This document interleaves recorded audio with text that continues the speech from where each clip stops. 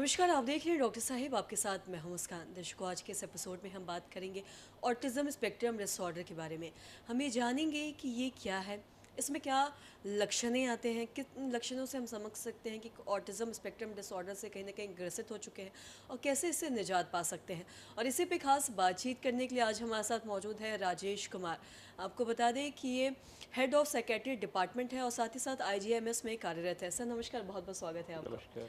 Sir मैं आपसे जानना चाहूँगी ऑटिज्म स्पेक्ट्रम डिसऑर्डर के बारे में। मैं आपसे जानना चाहूँगी कि किन लक्षणों से हमें समझ सकते हैं कि ये कहीं ना कहीं बच्चे इससे ग्रसित हो चुके हैं। सबसे पहले ये बताएं। देखिए ये जो ये बीमारी है, आपने कहा ऑटिज्म स्पेक्ट्रम डिसऑर्डर, ये बीमारी तो है बहुत पुरानी, लेकिन आजकल इसके बारे में काफ़ी जागरूकता आ चुकी है और लोग काफ़ी अवेयर हैं और काफ़ी हद तक हम लोग आइडेंटिफाई भी कर सकते हैं।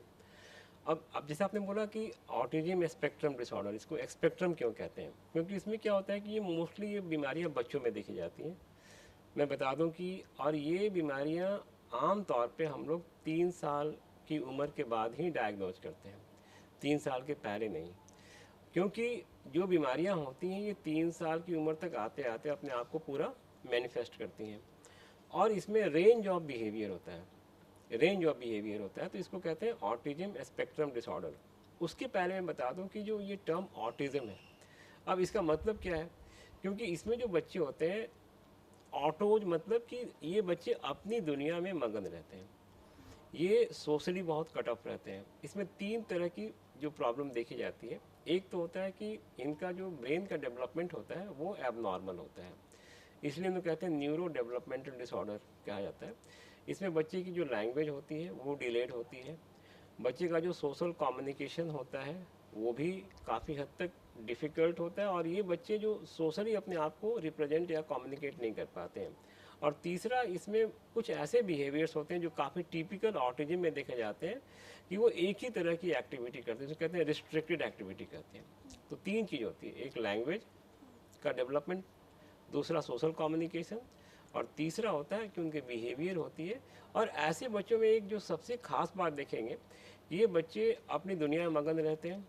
इनको अगर आप नाम लेके, जैसे बच्चों को अगर नाम लेके बुलाते हैं तो बच्चे जरूर आपकी तरफ देखता है, तो ऐसे बच्चे सोशली रिस्पॉन्सिव नहीं होते हैं और ऐसे बच्चे काफ़ी इरिटेबल होते हैं, काफ़ी क्रैंकी होते हैं। इन बच्चों को एक रूटीन के तहत काम करना मंजूर होता है, ये औरों से घुलते मिलते नहीं हैं, और बच्चों से घुलते मिलते नहीं हैं। और कुल मिला के ये बीमारी के साथ साथ और भी बहुत सारी बीमारियां देखी जाती हैं। जैसे ऐसे बच्चों में IQ की प्रॉब्लम भी होती है कि they are not intellectually developed, they have also hyperactivity की प्रॉब्लम होती है। तो काफ़ी सारी प्रॉब्लम इनमें देखी जाती है। लेकिन अच्छी बात है कि आजकल के माँ बाप काफ़ी अवेयर हैं और ये बीमारियों की आइडेंटिफिकेशन बहुत ज़्यादा हो रही है। जी। और साथ ही साथ जैसा कि आपने बताया कि जो बच्चे थोड़े क्रैंकी बिहेव करते हैं, मतलब आम बच्चों से काफ़ी अलग होते हैं, तो ये काफ़ी क्या अलग है। जी, और इसके जो सिम्टम्स है क्या वो बहुत बचपन में ही दिख जाते हैं या फिर एक टाइम के बाद आता है ये बीमारी? मैं आपसे जानना चाहूँगा, मतलब कि शुरू में से ही ये रहता है या फिर एक वक्त के बाद? देखिए, एज अर्ली एज आप 1 से 1.5 महीने में आप पकड़ सकते हैं। जैसे कि आप सबको पता है कि जब बच्चा पैदा होता है तो 4 हफ्ते में बच्चे की सोशल स्माइल आती है। जैसे कि वो अपनी माँ को देख के, या जो भी फैमिलियर फिगर होते हैं, मोस्टली माँ होती हैं जिनसे वो सबसे ज़्यादा क्लोजली कनेक्टेड होते हैं। तो जैसे कि अगर माँ उनको कुछ हंसती है या कुछ बोलती है तो वो जरूर मुस्कुराते हैं, तो वो रिस्पॉन्स करते हैं, जिसे कहते हैं एक सोशल स्माइल। तो ऐसे बच्चों में आप देखेंगे कि सोशल स्माइल नहीं है। वो बच्चा, माँ आसपास है, माँ घूम रही है, माँ उसको पुचकार रही है, लेकिन वो रिस्पॉन्ड नहीं करता है।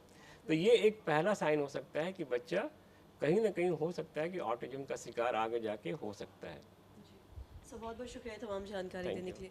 तो आशा करते हैं दर्शकों कि आप ये समझ पाए होंगे कि ऑटिज्म स्पेक्ट्रम डिसऑर्डर क्या है, कैसे आप समझ सकते हैं कि बच्चा इससे ग्रसित हो चुका है। और जैसा कि सर ने बताया कि इसके जो लक्षण हैं, सिम्टम्स हैं, उन लक्षणों से आप समझ सकते हैं कि बच्चा जो है वो ऑटिज्म से ग्रसित है। और साथ ही साथ ये आम बच्चों से काफ़ी अलग होते हैं, काफ़ी क्रैंकी बिहेव करते हैं और साथ ही साथ इन्हें अलग रहना पसंद होता है।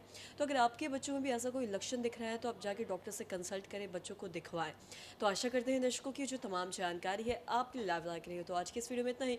अगर आपने अब तक हमारे चैनल को सब्सक्राइब नहीं किया तो तुरंत कर ले, साथ ही हमारे फेसबुक पेज को लाइक करें। वीडियो देखने के लिए आपका धन्यवाद।